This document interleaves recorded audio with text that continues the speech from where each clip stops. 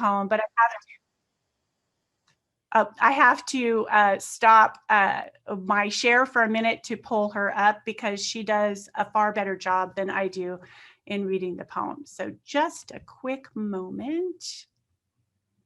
Let's see, where is it? End show. And here we go.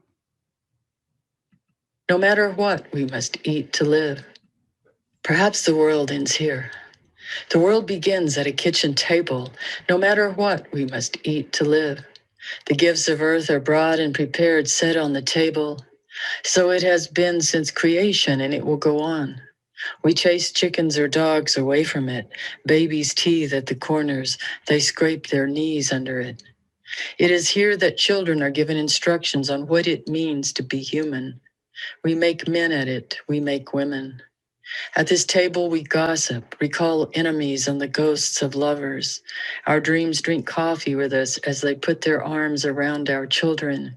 They laugh with us at our poor, falling down selves, and as we put ourselves back together once again at the table. This table has been a house in the rain, an umbrella in the sun. Wars have begun and ended at this table. It is a place to hide in the shadow of terror, a place to celebrate the terrible victory. We have given birth on this table and have prepared our parents for burial here. At this table, we sing with joy, with sorrow.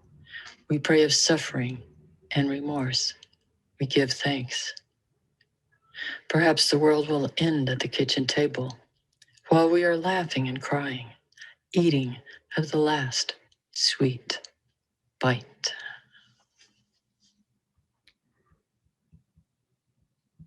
Okay, maybe it might be a good time to perhaps take a moment and I don't know, Rachel, if it's possible, have we gotten any 6-word poems offered from the material that we've just listened to that we want to maybe hear? Not yet, but let's invite folks to go ahead and write in the chat. Get your 6-word poems going. Yes. Because I think one of the things, of course, obviously, I eat this poetry up. I can just read one after the other and I lose myself, obviously, in it. But I didn't want to just throw all these poems at you without giving you a moment to think about what you've been listening to, or maybe there's questions that you would like me to address, or general wonderings or observations. We have our first one. Julia Park Tracy writes, spontaneous expressions of self-hope, rage. Nice. Excellent.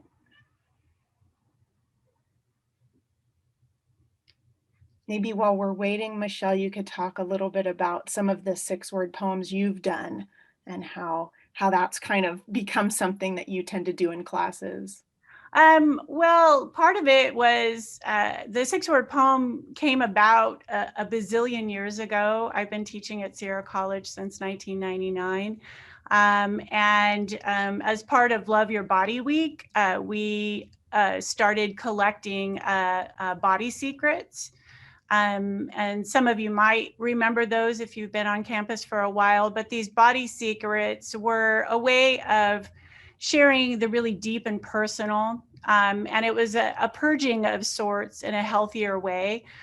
So these 6-word poems, in many ways 6-word poems, were put on visual cards and then were collected, and then Professor Brenna Chapman and I believe Natalie Risch also worked together on putting together these montages. And so you'd have the visual picture and then these 6-word poems. And so as I started encouraging students to participate in sharing their body secret, I would put the requirement that it had to be 6 words, no less, no more.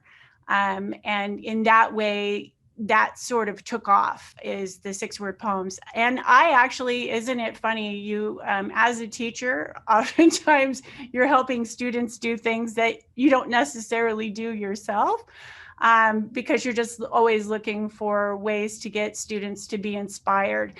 And of course, the 6-word poems gives you a little bit of structure. And 6 words seems hard because, what about 5, or what about 3, or what about 7 or 8? And having that strict restriction allows them to really think about the words that they want to share.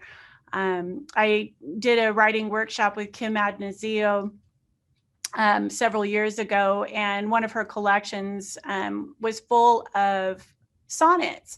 And I had asked her, I said, what drew her to write closed form poetry?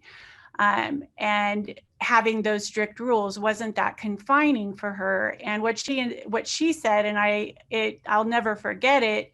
She said, well, a lot of the material that she was working in, I think it's her collection, Tell Me, she indicated that the material that she was working through was really difficult. Difficult as in instance of abuse and rape, and these really painful experiences, traumatic experiences, which at the time of the experiencing, whether it was personal or a friend, that common or shared experience of not having control over a situation. And then, of course, because poetry isn't truth, but it's often very truthful, is that when you're creating a poem, when you have those restrictions, it gives you a sense of control over a topic perhaps that you don't have control over. So when we think about the current events of late, right, having these 6-word requirements, or writing in a closed form poem like a sonnet, or a sestina is one of my particular favorites because it's really difficult.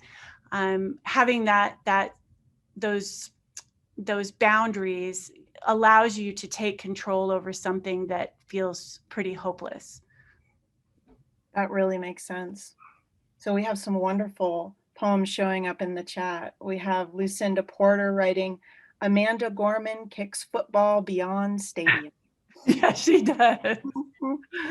I really had to fight the temptation to pull her inaugural poem into this PowerPoint. I thought, no, everyone's seen that. I'm not going to do it. We're going to mention her and be celebrating of her because it was an amazing day for sure. But yeah, I'm looking forward to the Super Bowl for that reason alone, is the poetry. So that's awesome. And Bonnie Mckegan writes, humbled by raw truth told bravely. Excellent.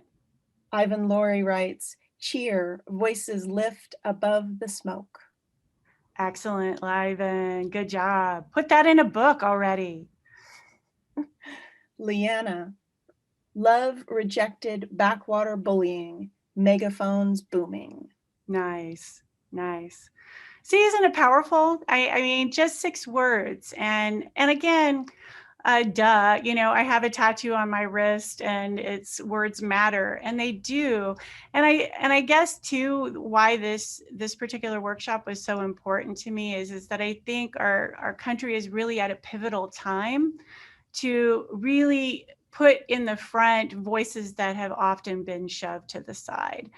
And as a white woman, I feel, that's one area where I have privilege. And so part of my goals in my classes has been to privilege writers that haven't been front and center. And I think that that's one of the strengths of Amanda Gorman. It's nice that we get representation, not just from the classics or, Shakespeare, although he's wonderful. And a lot of the writers that we were raised up on are fabulous. But I think we're really at a pivotal point in our country to really, move and push the voices that have often and have been creating since time immemorial, right? But we get the opportunity to hear them for a change, because I think ultimately we discover is that we're all kind of longing for the same things.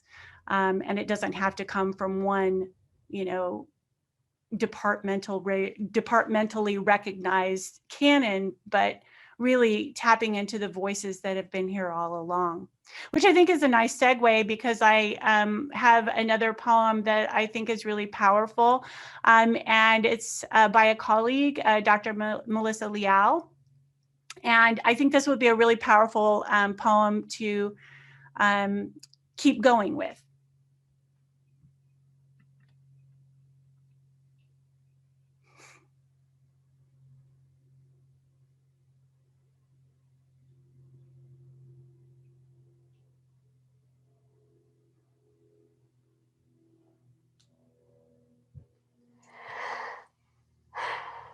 I breathe air of generations.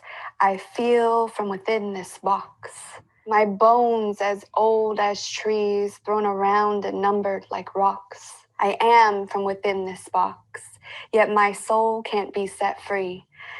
This box, within this box, I become bad medicine. My worth and the spirit that I have cannot be touched. From within this box. I reside alone, without my loved ones, intermixed with pieces of souls that breathe, feel, and cry. From within this box, I have no name. Within this box, I am a number or a plot. My remains yearn for dirt of my mother, for roots and flowers to grow within me, for abalone shells to frame my final resting place. I do not rest from within this box. I am not a part of creation from within this box. I have not seen light. I have not heard a voice. I have not felt a touch from within this box. Like a basket that begs to be used, or a song that yearns to be sung. Do something with me. Hold me. Touch me. Learn me. Bury me. Put me to rest. Give me to my people. Remember me. Sing me home. And let me escape from within this box.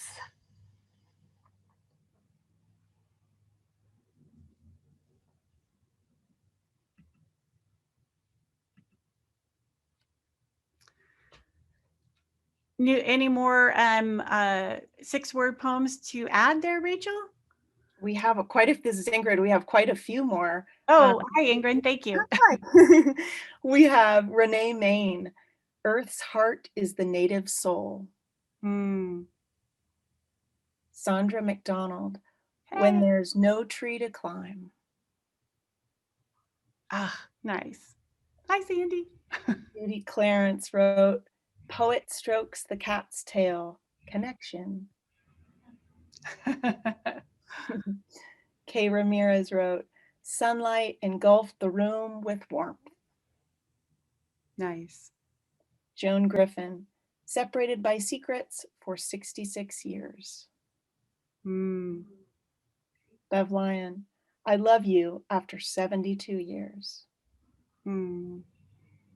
Justine, terrible victory, the last sweet bite. Nice. Emma Westrop, hot oven, messy floor, bookshelves full. Susan Luciga wrote, too many say, shout, see us. Louis G. Garcia, why I cannot sleep alone. Lisa Redfern, ancient wounds broken, bleeding, scar stories. Oh, I like that. Scar stories. That's beautiful. Robin Wallace, beauty cuts deep, leaving scar tissue. And then we have a comment from Julia Park Tracy, who writes, it's a big question for white writers who feel deeply about climate issues, racial justice, poverty, etc., to want to express ourselves without taking up the space that Indigenous or POC poets need. I kind of shy away from political poetry for that reason. Yeah, well, it's an ongoing debate, right? How do you celebrate the voices who are beside you without taking center stage? And it's something that I grapple with all the time. And the best way that I've learned, or at least I'm learning, is that I immerse myself in cultures not my own, and listening. And that's always really difficult because I'm a talker and I always have plenty to say. And I would argue that in the last 5, maybe 6 years, I'm learning to listen a little bit more, and letting, and not letting isn't the right word, but just being immersed in the voices that are already creating, and then asking, how can I help this along without, being the one, not being like a savior or fixing everything, but to be a part of something without necessarily taking the lead, but also recognizing the privileges that I have, and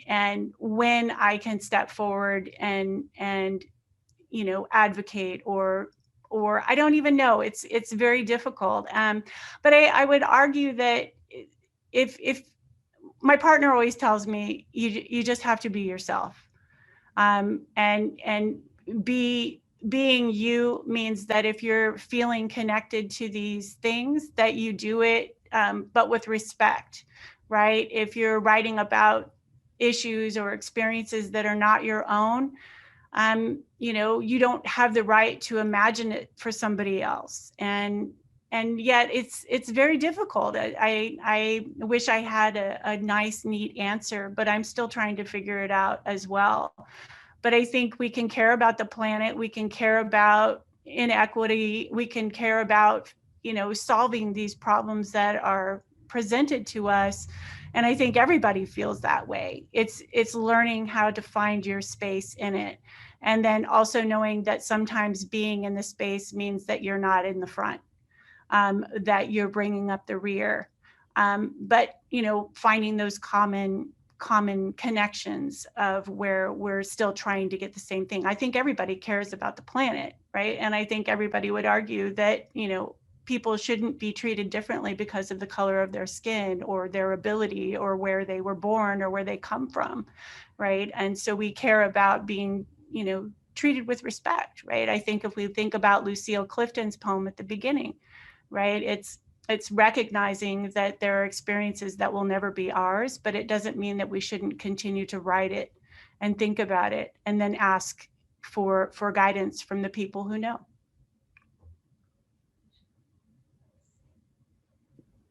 Absolutely. We have All a right. few more comments in the Okay. chat. Let's see. Leanne writes, Amanda Gorman says all poetry is political. Yes, that's true. Yeah. And even before Amanda Gorman, people were saying that poetry is political. I mean, if you think about it, the very act of speaking is political. You put yourself out there, you're putting forth ideas, attitudes, opinions, in the very nature of it is political. And it's even more political for those who have been silenced for so long, right? The very act of speaking or writing or reading for, Black and African American folks is very real. So the very act of expressing themselves is in its nature political. But that's also, I think, the beauty of poetry too, is that it allows, I've always thought that poetry is cool because when we think about what poetry is in its natural state, most of the time we get sentimental about it. It's like, oh, poetry's about love and magic and romance and pretty trees. And it is all of those things for sure. But I think that that's the power of poetry is that poetry gets people to pay attention because they're expecting something different.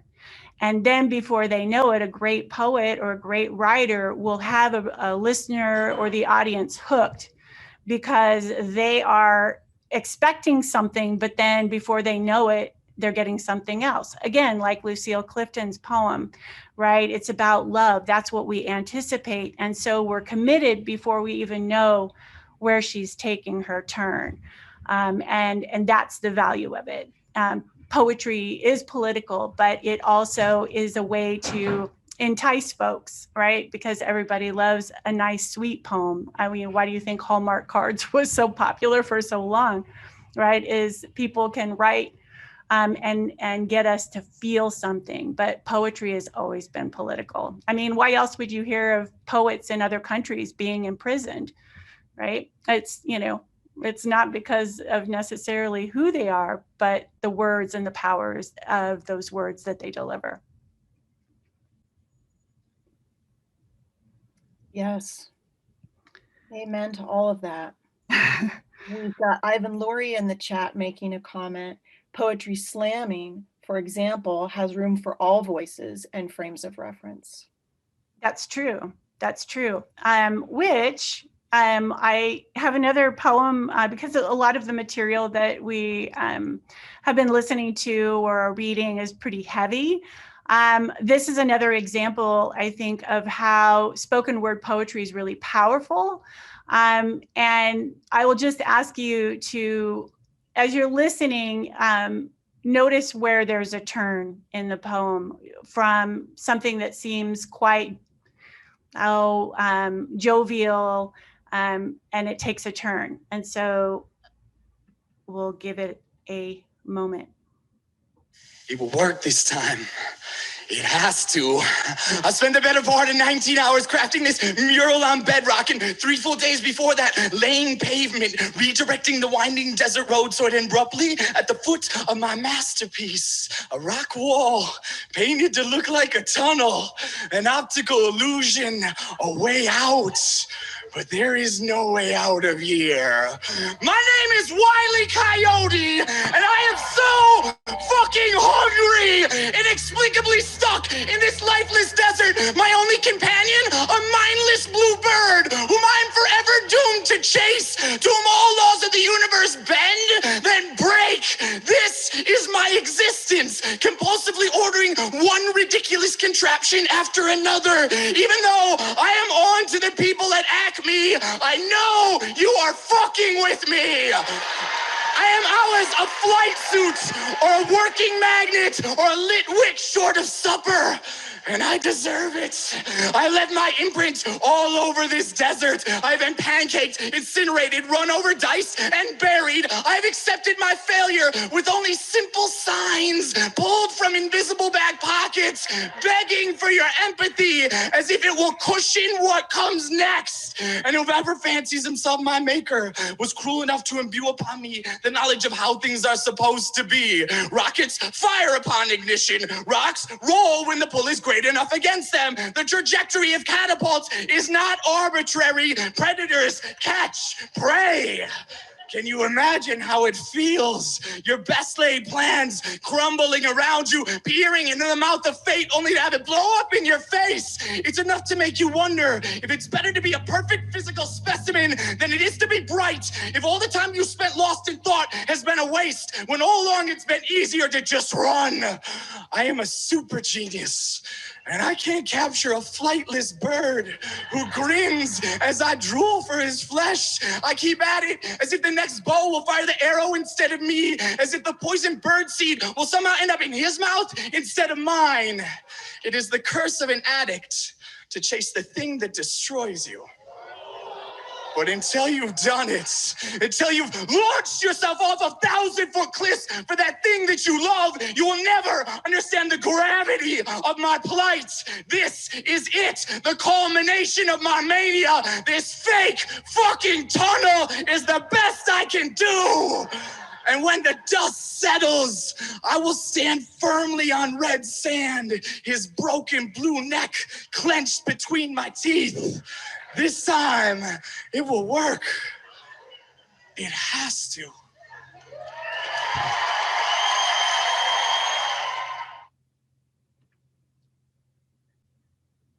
So, just out of curiosity, what did you notice as far as where that turn was? Anybody?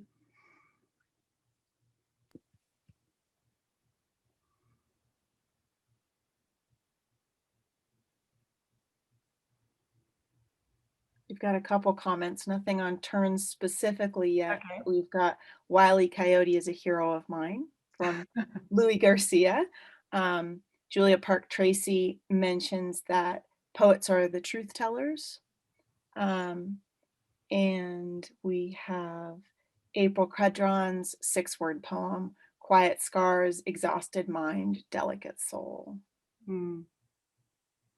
And then addiction is the suggestion in terms of the turn. Yes, yes.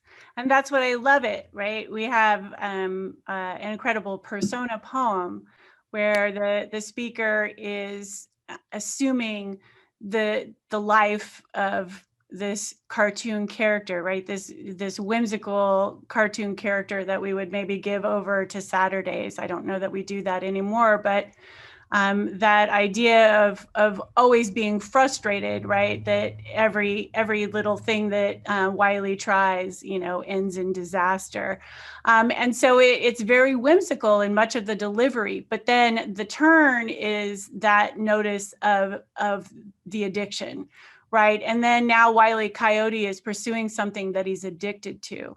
And what happens in the grips of addiction, that we pursue the very thing that is potentially killing us, right? And so now it's not just a light poem about Wile E. Coyote, it's really much more about addiction and the pursuit of something that is incredibly harmful for us.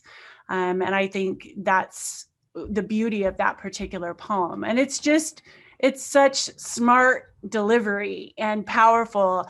Oftentimes I will have students, say that they don't care for the yelling, right? That spoken word isn't, that it feels like the poets are yelling at them. And I understand that. But again, when you're looking at the subject in Holly's poem, that it's really, the sense of wanting to scream about it, I think is real. And it's a difficult line to navigate too, because you don't want to be, creating a poem where you're just yelling.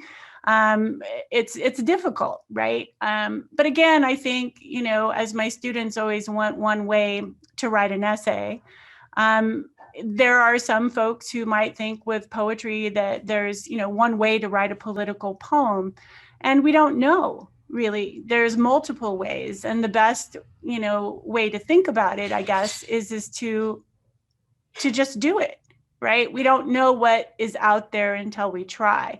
Otherwise, it just stays stuck inside of us, and that is generally not very self-sustaining. Folks in the chat, Michelle, are also wondering if you can tell us again the name of the poet, or maybe put it into the chat. Oh, sure. I can pull it back here. It's Shane Hawley.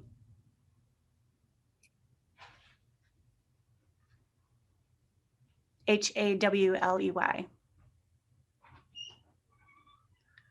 Yeah, how I stumbled upon him is I often am awake in the middle of the night, and sometimes when I can't sleep, I'll just punch in YouTube on my phone and look for spoken word poets, and I discovered him that way.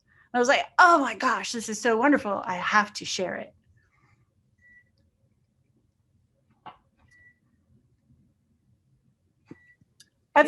Other questions or observations, or let's see. We have Louis Garcia mentioning determination. He has money to buy things, but does not care. He wants the bird. In reality, coyotes are faster than roadrunners, he adds. Right. Yeah. Right. And there's that can often be too, right? There's the reality, and then how you as a poet bend it. Right. Or as Emily Dickinson said, tell it slant, right? This idea of there's the reality, but oftentimes, when have we been let down by reality or common sense, or, there's always that anomaly, right? But again, it's trying to write your way through it. Sometimes, the truth is not as entertaining as, what we imagine. But that might be an interesting poem too, right? To logic tells us this, or fact tells us this, but how do you explain this?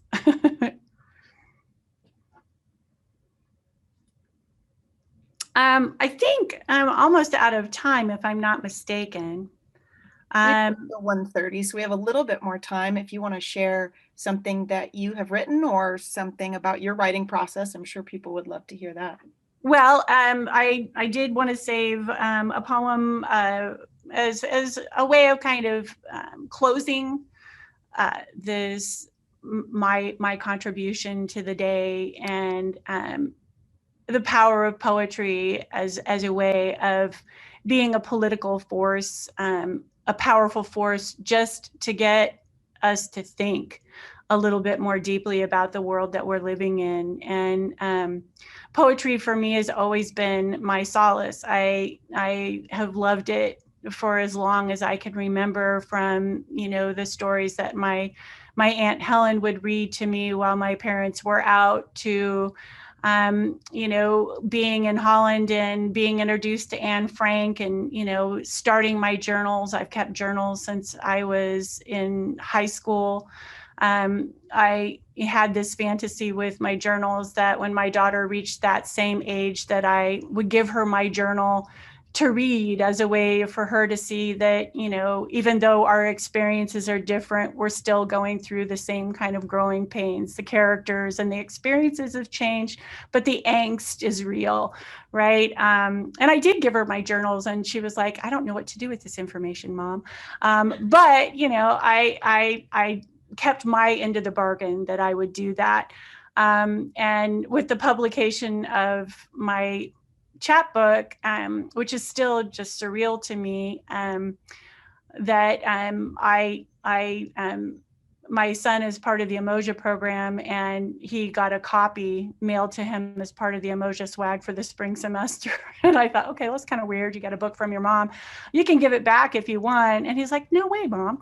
So, but it's taken 20 years. I had a sort of a mental breakdown this morning about this collection is really a Michelle Johnson 20 years ago in a lot of ways. That a lot of these poems I started writing in 1990, and have continually reworked, you know, and send out periodically, get rejected. And so to finally get published is very surreal to me. And now it's like, okay, I've got to, I can't wait for the next collection, and what kind of voice that will reveal, because in many ways I feel like a lot of the poems in the book are from a stranger. Like, I wrote that? Well, that's interesting. So anyway, what I wanted to do is go ahead and finish with this poem. It's the last poem in my book. And I think it's a good one for today. It's entitled, I Believe. I believe words evade and often save, like a touch. I believe in me and the power of guilt. I believe I am a good person, even though I lie daily. I know I am a bitch of a wife. I expect too much. I am never satisfied. I believe food is evil and cocktails are not much better. I believe Mom and Dad believe they are excellent parents. I believe I will never share their beliefs. I believe my daughter would be disappointed if she knew who I really was. My son already knows. I believe cats have easy lives. Cows and chickens do not. Mostly, I believe hell is here on earth, and heaven is when we finally get to float away to someplace else where hell isn't. I believe there are too many stores packed with too many things we do not need, especially when people away sway in line for hours, for days, to have a chance at 2 bruised apples and a roll of scratchy toilet paper.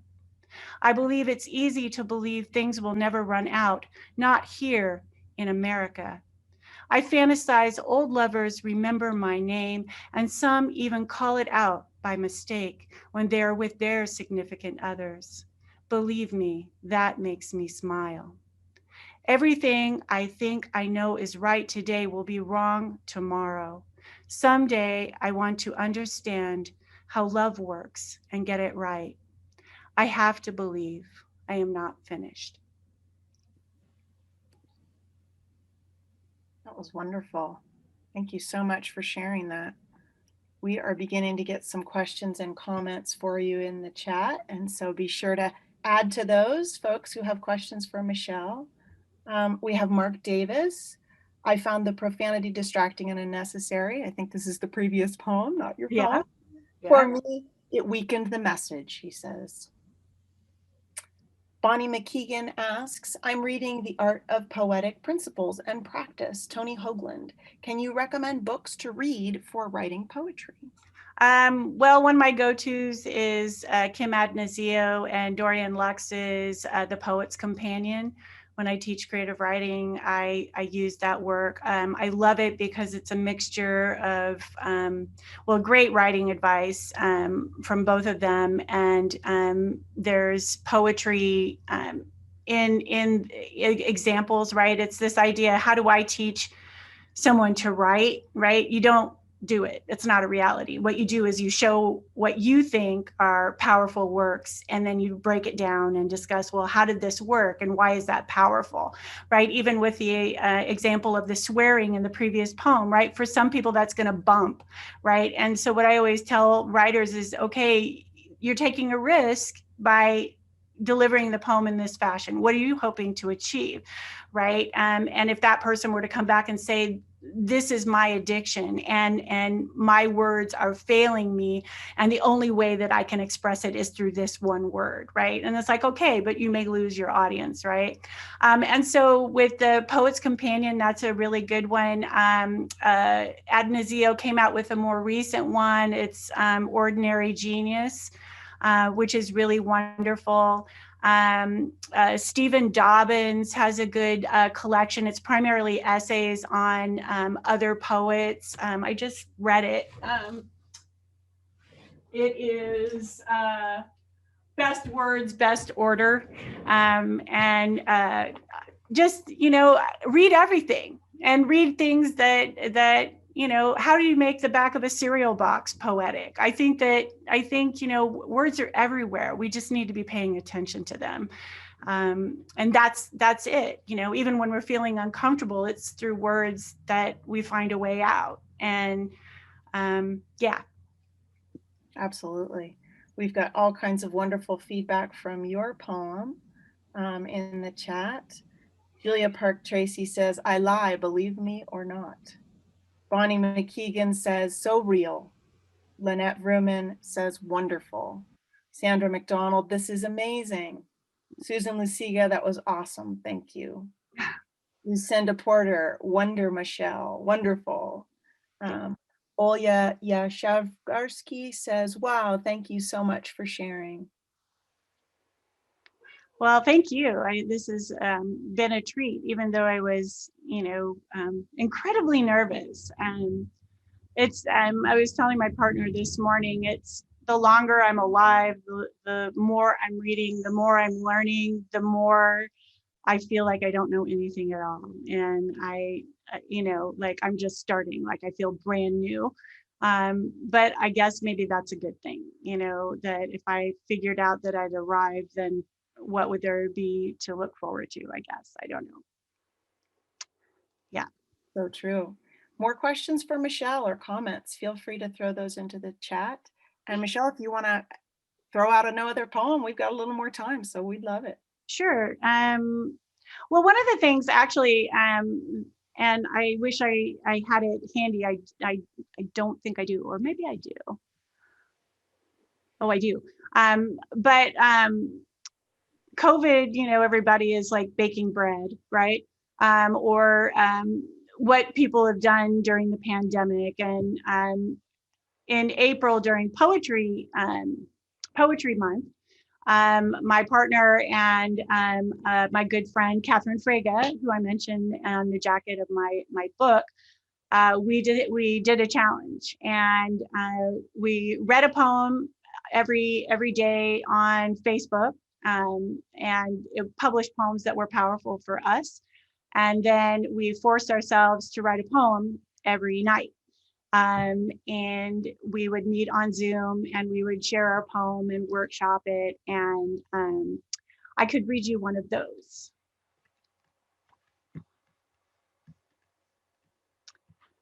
And this one is entitled Bending Time. I suppose I could share it.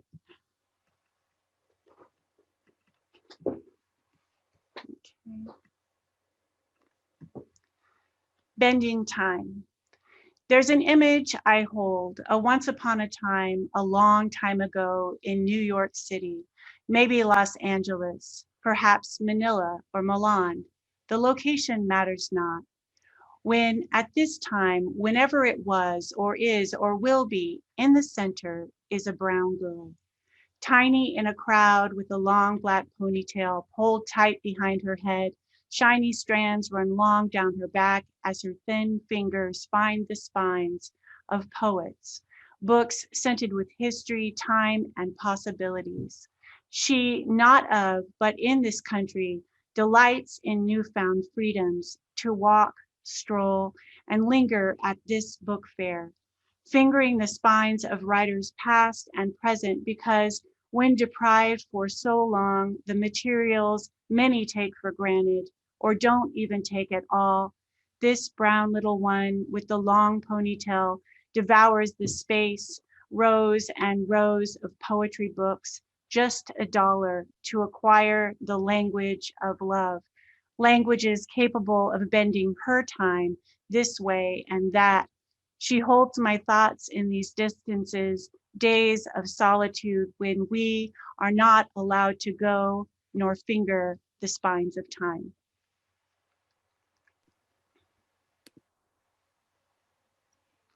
Thank you so much for that, Michelle. And thank you for your wonderful presentation. We have just a couple minutes before we introduce our next workshop. Okay. Well, all I can say is, hey, Man Kills Girlfriend Over Cold Sandwiches and Other Sad Tales is available at Finishing Line Press, and if you want to sell your soul, Amazon. There you go. And I'd love to have Joe, if Joe is handy for just a minute, to tell us a little bit about Sierra College Press. I will hand things over to him. Thank you again, Michelle. That was just Thank wonderful.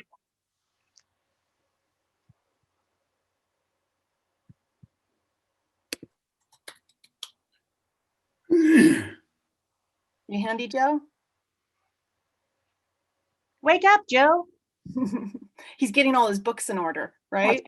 That's right. We love Sierra College Press. Among other things, it puts out the wonderful Sierra Journal every year, which includes all kinds of wonderful work from students and staff and faculty. And Joe, of course, is someone we have to thank for work on that as well. So, and if I'm not mistaken, Ingrid, you are in the most recent edition. I am, which is just wonderful, in such great company.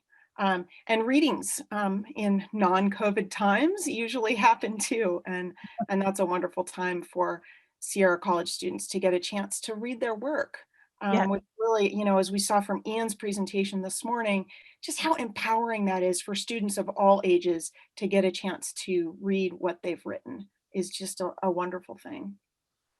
My first poetry reading was that. It was like, wow, people want to listen. I bombed epically, but it was life-changing. And I always tell students, you just never know. We're always looking for places to be, and it was life-changing for me, for sure. Yeah,